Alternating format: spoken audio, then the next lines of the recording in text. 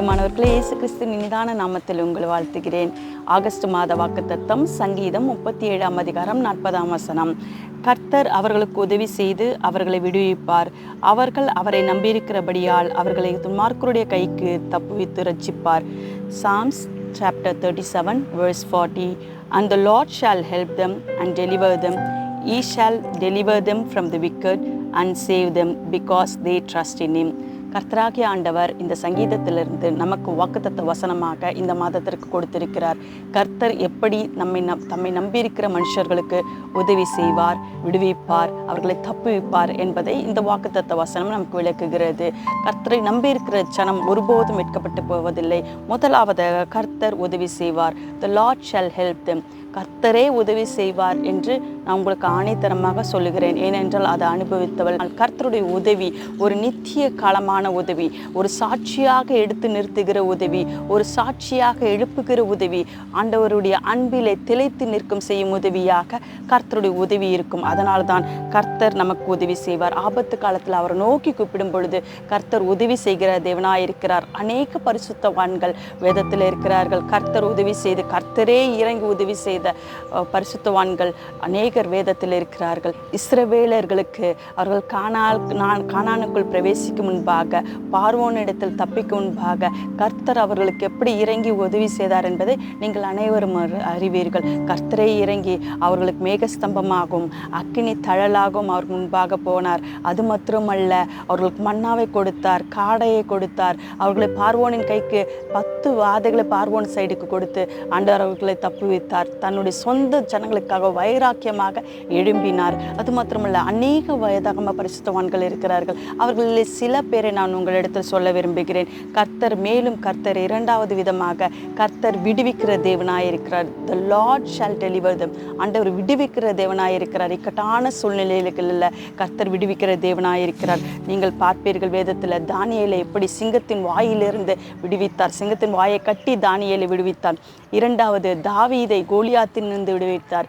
அநேக தரம் சவுல் பின்தொடர்ந்து வந்த பொழுதும், சொந்த பிள்ளைகளால் அவன் நிர்பந்திக்கப்பட்ட போதும், மனமடிவான பொழுதும் தாவீதை தான் தெரிந்து கொண்ட உத்தமனான மனுஷனுக்கு பக்கமாக கர்த்தர் நின்றார். கர்த்தரே நின்றார். மூன்றாவதாக, ஷாத்ராக் மேஷாக் ஆபேத்நேகோ நெருப்பின் ஆலையில் போடப்பட்ட பொழுதும் அவர்கள் மேல் அந்த நெருப்பின் வாசனை கூட படாதவாறு கர்த்தர் நான்காவது நபராக அந்த நெருப்பிலே உலாவி அவர்களை காப்பாற்றி தப்புவித்தார். அது ஏனென்றால் அவர்கள் கர்த்தரையே நம்பியிருந்தால், கர்த்தர் விடுவிக்காவிட்டால் கூட பரவாயில்ல, நாங்கள் கர்த்தருக்காக நிற்போம் என்று கூறிய ஜனங்கள் அவர்கள். ஏனென்றால் ஆசீர்வாதத்தை எதிர்பார்த்தல்ல, கர்த்தருக்காக நிற்கும் வைராக்கியத்திற்குடையவர்களாக இருந்ததனால், தங்களுடைய சுயபலத்தினாலோ சுய சம்பாத்தியத்தினாலேயோ எதையும் நம்பாமல் கர்த்தரை மாத்திரமே நம்பி இருந்ததனால் கர்த்தர் அவர்களை விடுவித்தார். ஆண்டவர் அவ்வளவு வைராக்கியமாக தம்முடைய சொந்த ஜனத்துக்கு வைராக்கியமாக இருக்கிறார். ஏனென்றால் வேதம் சொல்லுகிறது, நம்மை தொடுகிறவன் தேவனுடைய கண்மணியை தொடுகிறான். நம் பக்கத்தில் 1000 பேரும், நம்ம வலது பக்கத்தில் 12,000 பேரும் விழுந்தாலும் அதை நம்மை அணுகாமல் பாதுகாக்கிற தேவனாயிருக்கிறார். நம் கண்களில் மாத்திரமே அதை காண்போம். இரண்டாவதாக, கர்த்தர் நம்மை விடுவிக்கிறதை பற்றி பார்த்தோம். ஏனென்றால் பயம், போராட்டம், கலக்கங்கள், எதிர்காலத்து குறித்த பயங்கள், மனுஷர் குறித்த பயங்கள், இவற்றுக்கு எல்லாவற்றிலிருந்தும், துன்மார்க்கரின் மறைவான கண்ணிகளில் இருந்தும் கர்த்தர் நம்மை விடுவிக்கிற தேவனாயிருக்கிறார். மறைவான திட்டங்களிலிருந்தும் கர்த்தர் விடுவிக்கிற தேவனாயிருக்கிறார். மூன்றாவதாக, கர்த்தர் ரட்சிக்கிற தேவனாயிருக்கிறார். The Lord shall deliver from the evil people என்று வசனம் சொல்லுகிறது. துன்மார்க்கரின் மறைவான கண்ணிக்கு நம்மை ரட்சிக்கிற தேவனாயிருக்கிறார். கர்த்தர்தாமே நம் முன் சென்று காரியங்களை மாற்றுகிற தேவனாயிருக்கிறார். வழிகளை உருவாக்குகிற தேவனாயிருக்கிறார். தீமையிலிருந்து விடுவிக்கிற தேவனாயிருக்கிறார்.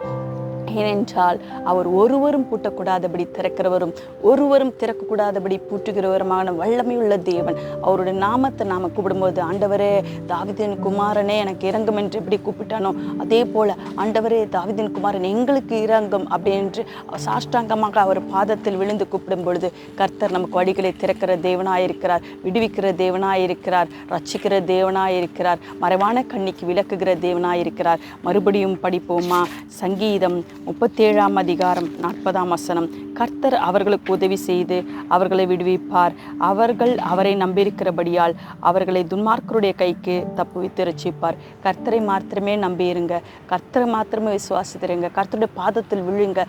கர்த்தர் நமக்காக வைராக்கியமாக நின்று உதவி செய்து விடுவித்து ரட்சிக்கிற தேவனாயிருக்கிறார். கர்த்தர் உங்களை ஆசீர்வதிப்பாராக.